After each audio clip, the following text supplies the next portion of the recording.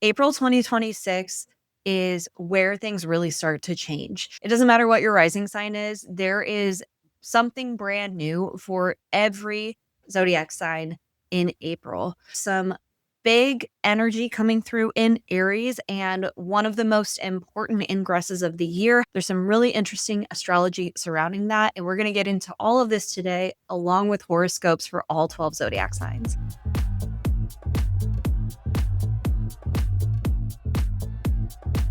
If we haven't met, hi, I'm Dana Solara. I'm a Hellenistic astrologer and spiritual coach. We're going to get into the horoscopes today. Now, I do want to share the major astrology of the month, and it's really centered around two major moments. It's first of all, what's happening in Aries. Both Mars and Mercury are moving through Aries, moving into Aries, and conjoining Neptune and Saturn. And what's really interesting is that Mars and Mercury are going to conjoin Saturn on the same day. So let me go ahead and actually just show you this. We're going to back it up, as one rapper one time said. I don't know who. Somebody told me in the comments. First, Mars is going to enter Aries on the 9th. We'll conjoin Neptune on the 12th. And then Mercury will enter Aries on, I think, the 14th, technically, maybe the 15th. We'll conjoin Neptune on the 16th. And then Mars, Mercury, and Saturn all conjoin April 19th.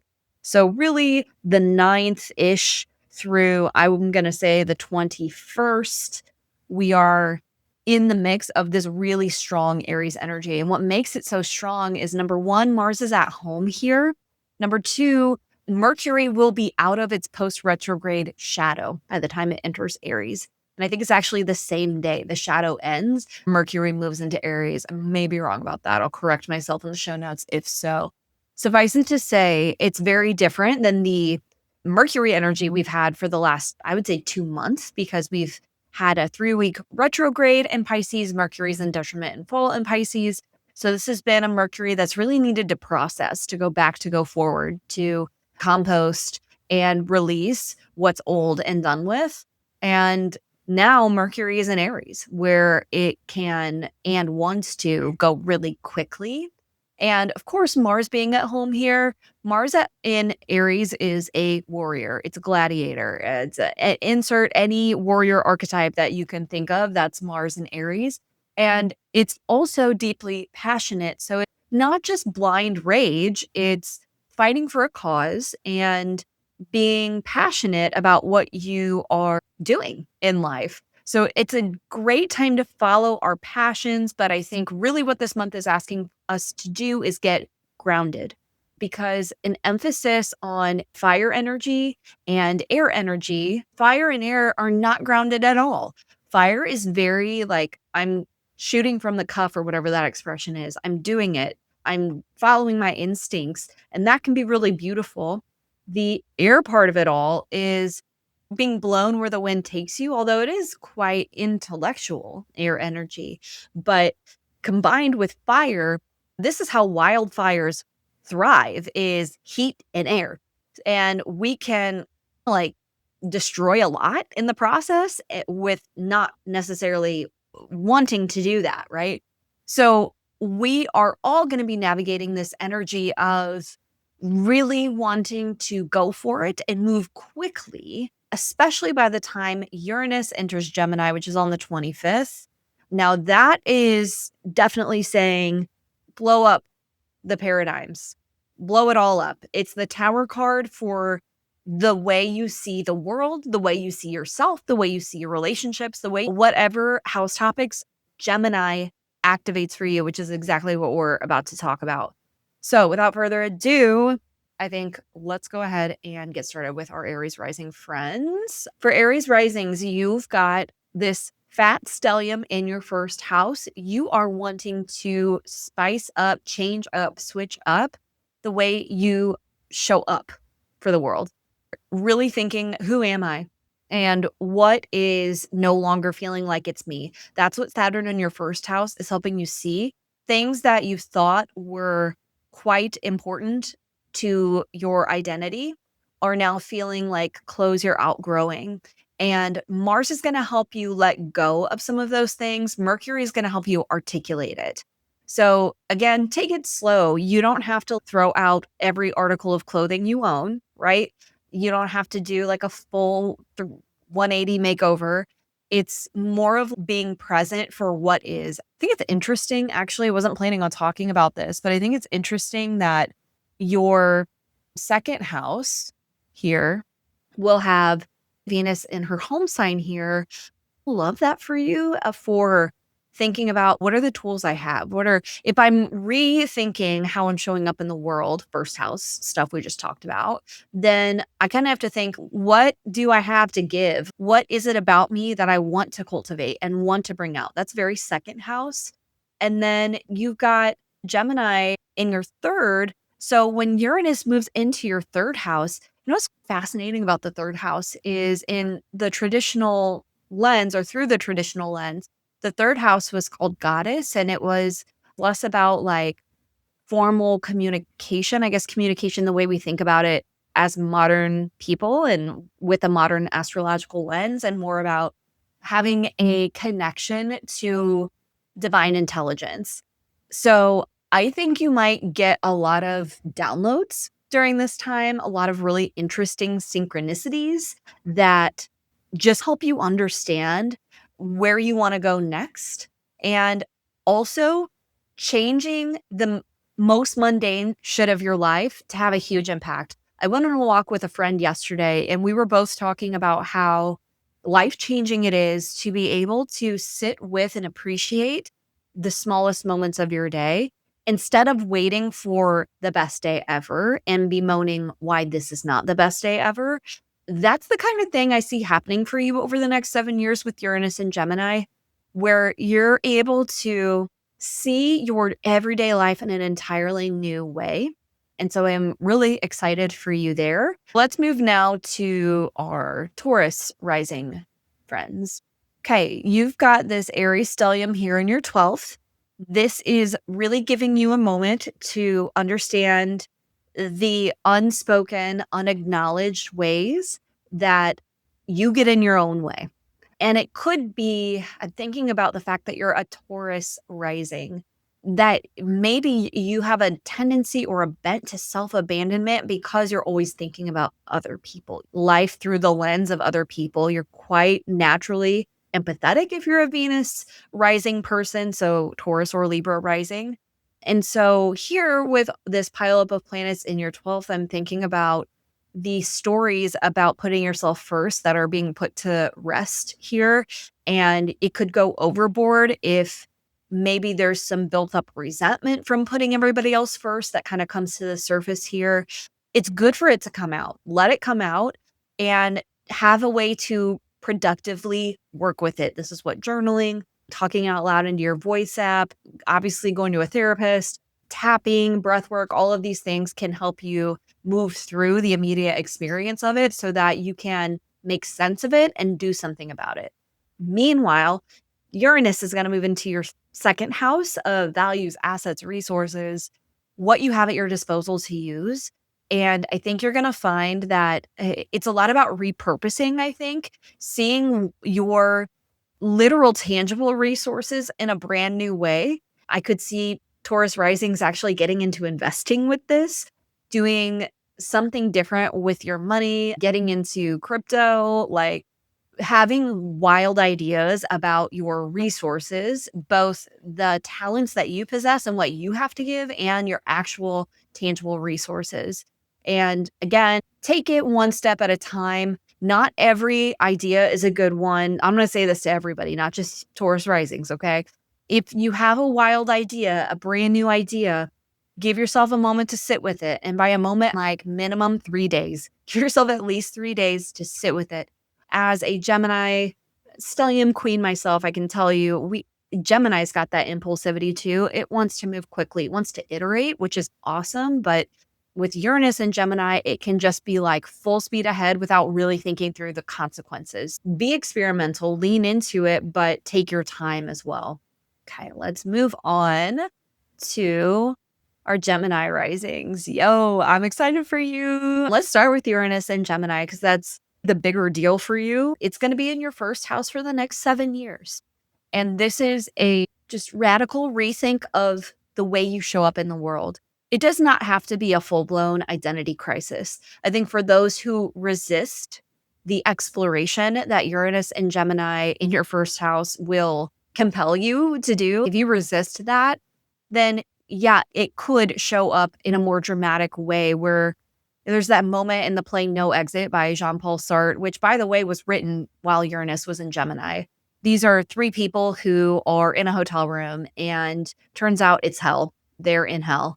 And there's a way in which each of the three people exacerbate the shortcomings of the other. And the very last line of the play is hell is other people, which means that in relationship and partnership, we are forced to see sides of ourselves that we maybe wouldn't otherwise want to see. And we're also forced to acknowledge the reality of other people. We're not the only person in our story. Now, that might seem random for talking about what's happening for you here, but the point I'm trying to make is you are going to be refining your sense of identity. And it doesn't have to get to the point where you feel like trapped in a hotel room and you have no idea who you are anymore. That's what happened to the people in the play. Okay. And Gemini is clearly, obviously, the sign of the twins. And I do think that other people will play a big role in this refining process. And refinement might be too soft of a word because Uranus and Gemini is like dynamite for your paradigms. So this is not just about like your physical identity, but how you see yourself, what you are capable of, what you believe you're capable of. Definitely the identities that you can embody. For example, when I first started doing astrology, it took me a long time to be able to call myself an astrologer. I even Googled what are the requirements for calling yourself an astrologer, which is so embarrassing, but I just felt like very unsure if that was an identity that I could own. And I think you might have similar quests over these next 7 years if you're a Gemini rising. When it comes to this immediate moment and the shit that's going down in your 11th house, you are really changing course. I just heard in my mind the old TomTom. Remember those navigation things, those GPS things we had for our cars? Now they're just like built in, but recalculating route, because the 11th house is your aspirations, your hopes, your dreams, what you hope to accomplish, and where you want to go out in the world with just what you have to give, your soul's purpose. And it's saying here that there's some old ideas about where we were going or what's possible for us or what we want out of life that are no longer fitting. And we're ready to let go of them and reimagine. I think especially for Gemini risings, this month is such a good month for sitting with your vision and being willing to edit the vision and revise it a little bit. The difference being editing is like cutting and revising is renaming, re-articulating, very mercurial kind of thing. Sit with the big picture vision and have the courage to let go of what's not for you anymore. It can be really hard. All right, Cancer risings. I'm just still so happy about Jupiter in your first house. Love that for you so much. When we're thinking about the Aries situation in your 10th house, we're thinking about really being willing to change the way you show up in the larger world. So whether it's your career, whether it's the work you do with other people in any aspect, just your reputation as a whole, you're willing to change it. I think the largest nonviolent protest in US history yesterday, March 28th, the No Kings protest. I'm seeing Cancer risings as like the people at the front of not a picket line, but at the front of the crowd with the biggest, boldest sign. Like Cancer risings are not afraid to say what they want to say right now and show up in a different, more not necessarily aggressive, but assertive capacity. Because I think assertiveness is not always the strong suit for Cancer risings. Obviously, it depends on the rest of your chart. There's an aggressiveness, but it comes at you from the side, similar to a crab kind of sidestepping. So with this Aries energy, I just think that you're like, I am not afraid anymore. I'm not afraid to say, no, I'm not doing that. I'm not afraid to express and be vocal about when I disagree. And I think that's really healthy for Cancer risings. Again, just like every other sign, we don't want to do something we can't undo or walk back on in any particular way right now. It may just happen of its own accord. There may be something that falls away in career, in your public life, like a role that changes, and it just is what it is. And there's nothing you could have done to change it or mitigate it. Just remember what's within your control and take baby steps rather than like making massive changes, would be my advice. When Uranus enters your 12th house, it will change the way you see yourself, because what 12th house transits do is alert you to your blind spots. They help you see the ways in which you were, for example, complicit in your own blockage, stuckness, just as one example. It also could be about changing your self-talk. I will say my last birthday, there was a 12th house eclipse on my birthday. So that obviously toned my solar return chart. And what ended up happening was I became very aware, among many things happened, obviously, but one of the major themes was I became really aware of the ways in which I was reinforcing my own stuckness by like just simply the way I talk to myself, my own self-talk, my own really harsh inner critic. And especially since we're talking about a mutable air sign, I think you could almost objectify yourself in a good way. Like you could start to separate your objective, like analytical, actually, your objective mind is like your spirit mind. You could start to separate that a little more clearly from your subjective, analytical human mind and get more in touch with that spiritual perspective that is inherent in all of us, to look at the analytical mind and see, damn, like that's a lot of bullshit. I'm being so mean to myself.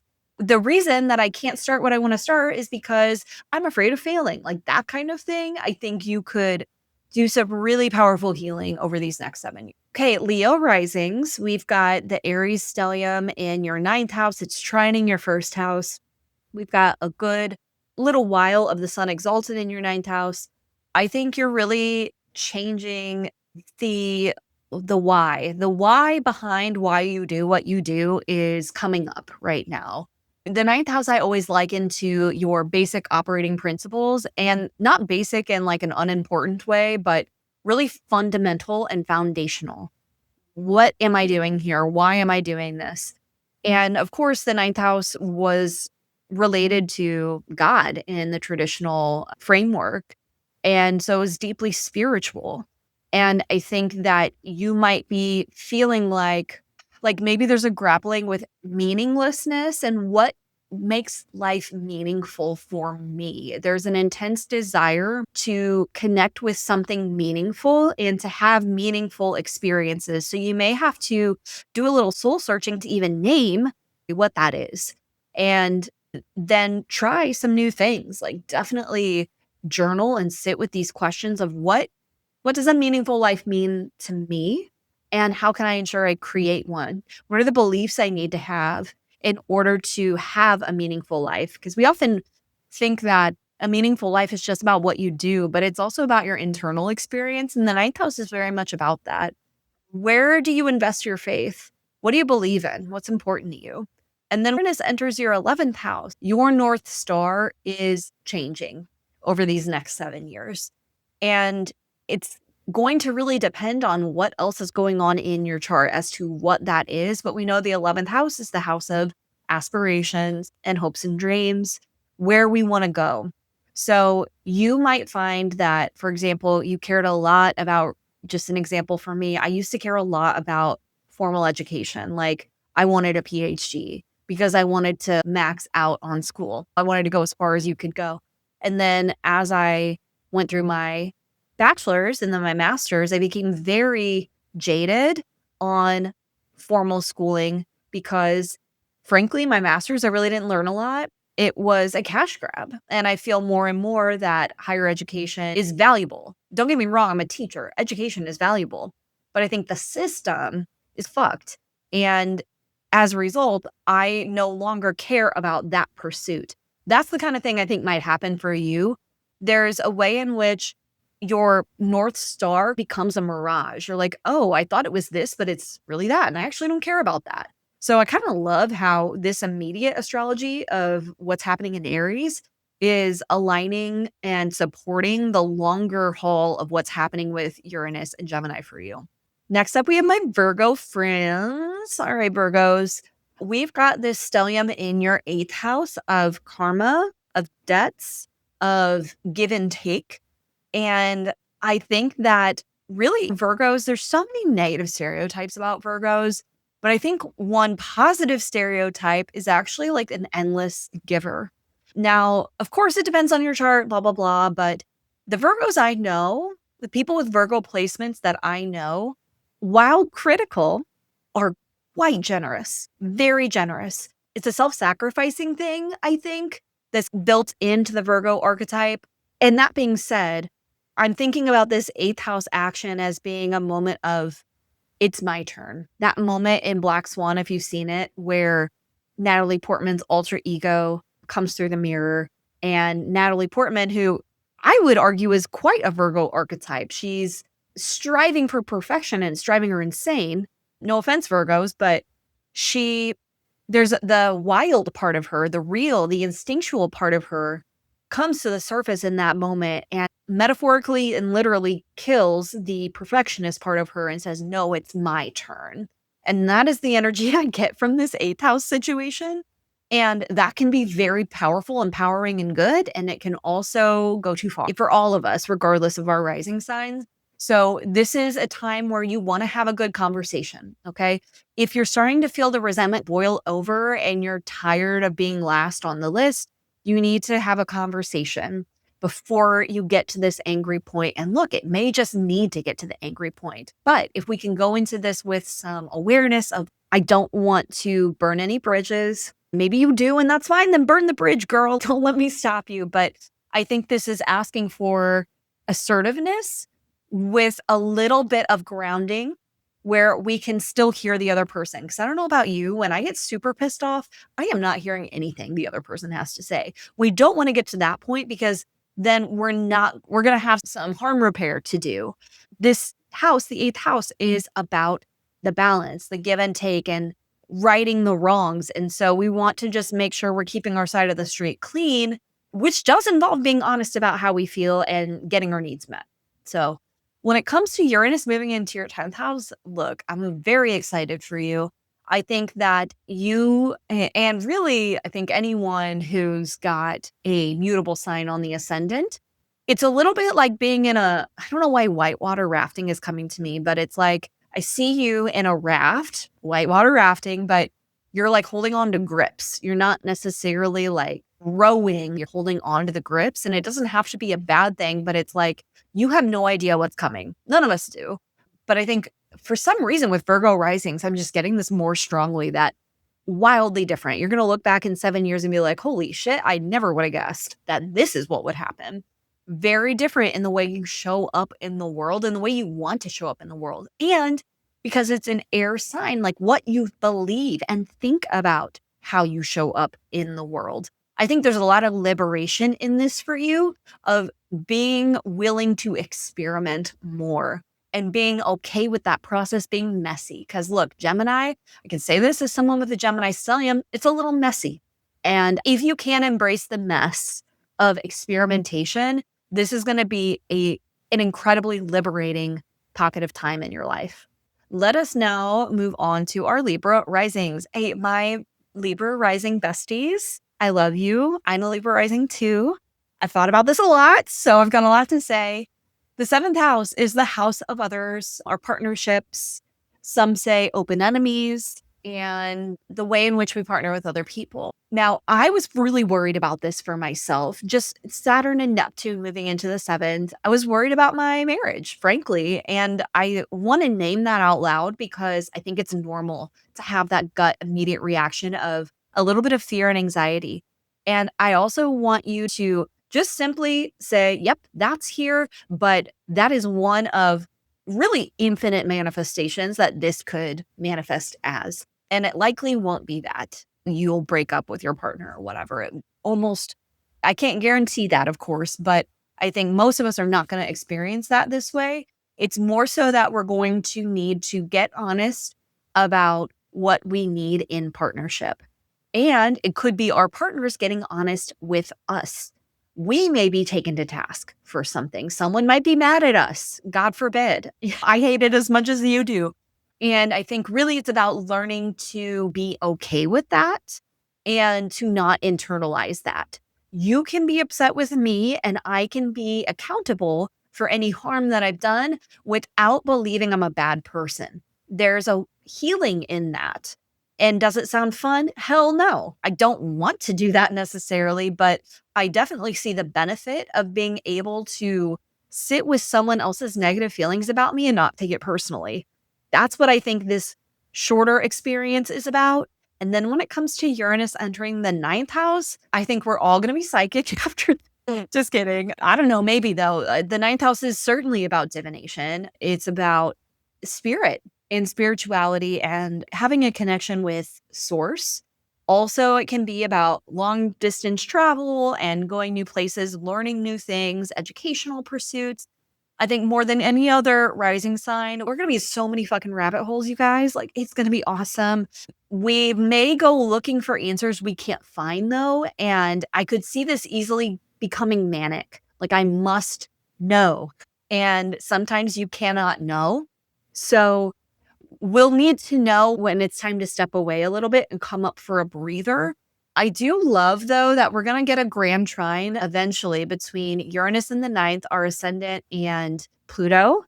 That's really cool. I think we're about to have a very prolific pocket of time with Pluto here in the fifth, as well as Uranus in the ninth. And the foundation of it is what we believe is changing. I think this is an excellent time for uprooting negative limiting beliefs about what's possible for us. Okay. And I think that's true for any air rising sign.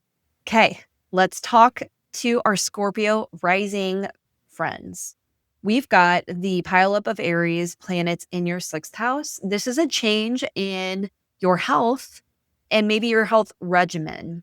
I'm thinking about a Scorpio rising I know who recently changed their medication and is doing better as a result. Now, this is speaking to the fact that what's happening here is not happening in a vacuum. Saturn and Neptune moved here in February. Then the Sun and Venus moved over these planets. So I think it's definitely possible that whatever's happening around this time is echoing that, meaning it could be that whatever's coming up here didn't start here. It's a continuation of an ongoing plot line that has to do with your Aries house. And in this case, it's your sixth house of health, daily routines, the chores of your life. I know for me, I just had Mercury retrograde in my sixth house, Pisces, and I was really experimenting with my morning routine and what I need to feel good throughout the day and just being very intentional about that. So for you, you could get a little impulsive with that. You might be like, you know what? I really don't like the way I look. I'm going to take my health a little more seriously. It could be something like that.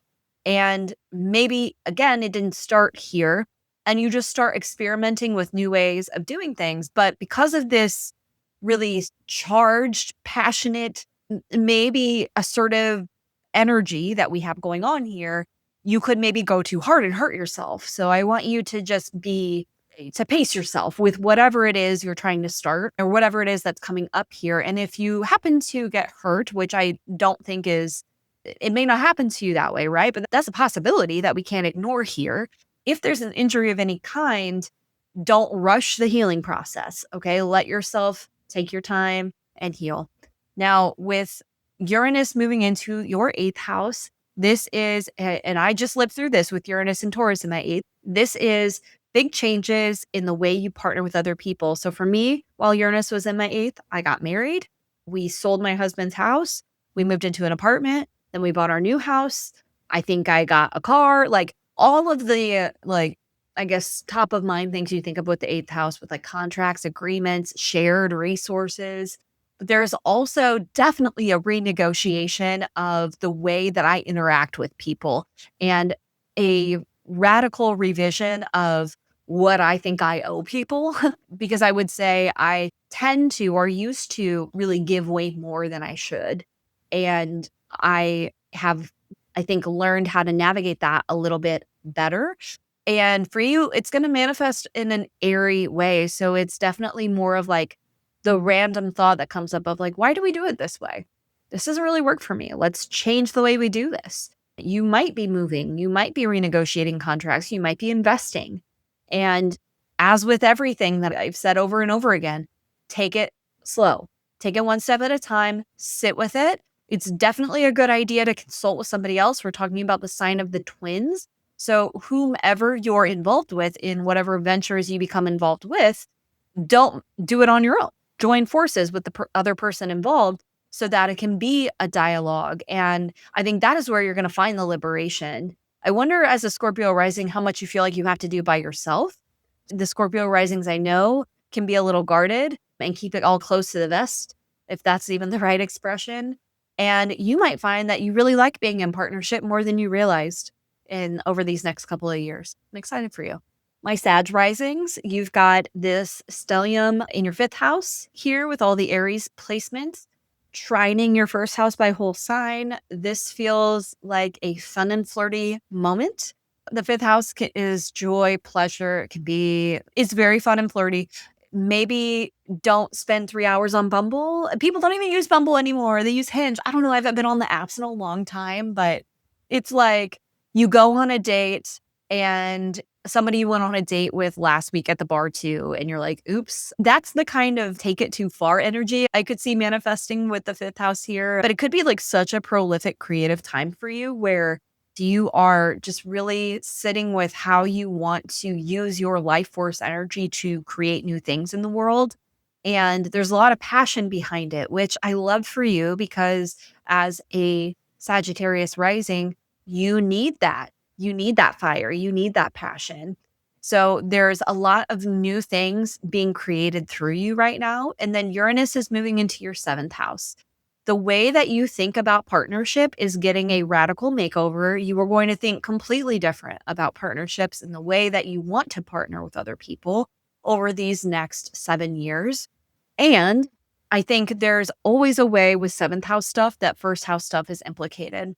So as human beings, we're relational, right? And we can't help but define ourselves through our relationships. Think about it. If you were the only person on the planet, it would be very hard to know your identity because there's no one else for you to define it through and by.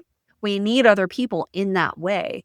And I think that your partners themselves, Sag risings, may be going through a radical change. And that kind of changes the relationship. And it also changes the way you see yourself, not just in the relationship, but as an individual. Who am I on my own? Who am I in this partnership? Who am I to them?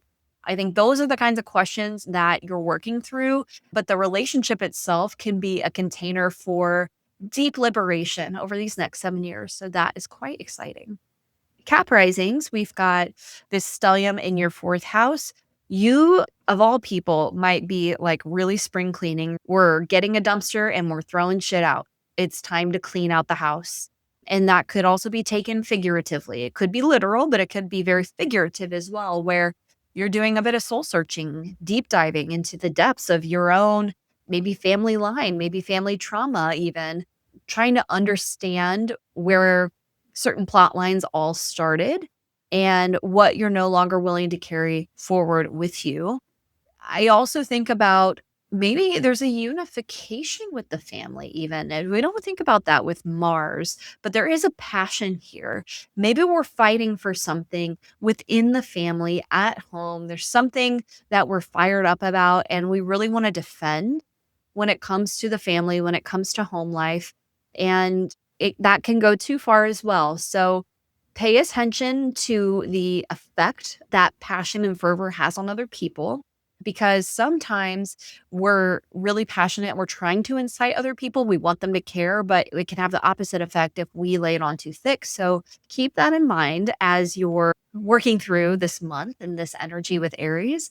With Saturn entering your 6th house, you are really changing the way that you move about your day and the way you relate to the things you must do, like your health. Obviously, you don't have to care about your health, but I think You will become more health conscious. You will become more aware of ideas about health. You might be learning new things and you might try keto. You might go down these different rabbit holes of how to be a healthy person.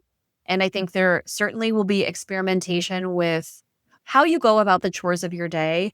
I think that Uranus in Gemini in general will amplify the desire for efficiency, and we'll see AI become, it's hard to imagine, but even more, it's going to grow quite a bit. And I just wonder about how that idea of seeking efficiency and ways to optimize might become a forefront topic for you in regards to health and just the minutia of your day to day. And that will be a process that you'll want to experiment with, right? I think at the end of these 7 years, Cap risings, you will feel more connected to your body and you will be more aware of the why behind the way you move through your day and be with your body. Okay, Aquarius risings, we've got the Aries stellium in your third house. This is the house of the goddess and our local everyday lives, your formative years, and the how we do things around here, kind of folk culture, if you will. And I think you might be saying something similar to what I was just saying about Uranus and Gemini for Cap risings, that you have a deep desire to change your daily life right now. And you're maybe feeling called to have a deeper spiritual connection with yourself through your body. Like, I think the mind body connection might become really important to you at this moment in time. And you might just be getting these downloads. Like, you might be getting these ideas that come out of nowhere and you're like, no, I need to do this. And that's great. Try to make incremental changes and see how it feels rather than burning everything down at once. You might be like, I need to go all in on biking to work. So I'm going to buy a bike and a helmet and like maybe run a bike first and see how that goes. Something like that. I could just see you getting really passionate and excited about a makeover in your daily life. Meanwhile, Uranus is going to be moving into your fifth house. And I think you are going to become so creative during this next 7 years. There's liberation in expression with this placement in your fifth house.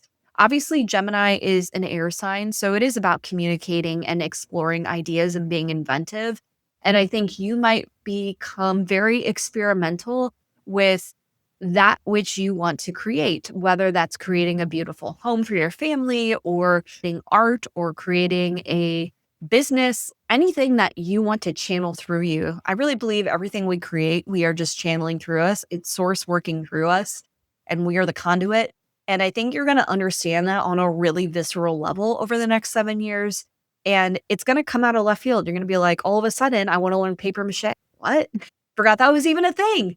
And you do it and something really cool comes of it. You know, you may not become rich and famous, but it might lead you down a path where you find new people and you can reconnect to yourself, because we can't forget this is going to be trining your first house.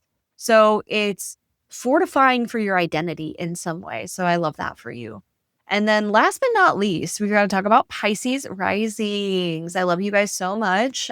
And you've got this energy in your second house. So you are really wanting to revamp your resources in some way. You might have an urge to go on a spending spree. That might be a more stereotypical way of reading this, but it could be that you want to do something different with your talents and resources. Thinking about a Pisces rising I know who is a pastor, actually. She has a creative business too, and she started selling prints. And I think it's something like that, where maybe you have a core identity, but you're like, you know what? I'm also good at this. So I want to try this. And you try it. And you might get hyper fixated on it at this moment in time. And there's with Mars, yes, Mars is in its home sign here. It's strong, but coming up against Saturn, it's like there is a real limit here. So don't overextend your resources and don't overextend yourself, whether that's your actual money or your energy. Just be very paced and intentional each day with we're going one little step at a time here. With Uranus moving into your fourth house, you might literally be moving. There might be a change in the dynamics with your family. You might learn new information about your family that was previously unknown to you. I could definitely see Pisces risings getting into genealogical research, going back home in whatever way that might manifest for you. Like you might go back to a nostalgic place that was important in your childhood that you haven't been to in a long time. You might be visiting family you haven't seen in a long time. I think it's a lot about the ideas about home and family. Your idea of, your conception of, your paradigm of home and family might dramatically change over this time. So embrace it. And I would say definitely have people in your corner as much as possible, because if there is some kind of clash or blow up within the family, as someone who's lived through that, it's so important to have other people in your corner. Definitely a good time to be cultivating connections with people that are close to you. Okay, those are the horoscopes, guys. Please drop your questions if you have any. Until next time, I wish you nothing but the best. Bye.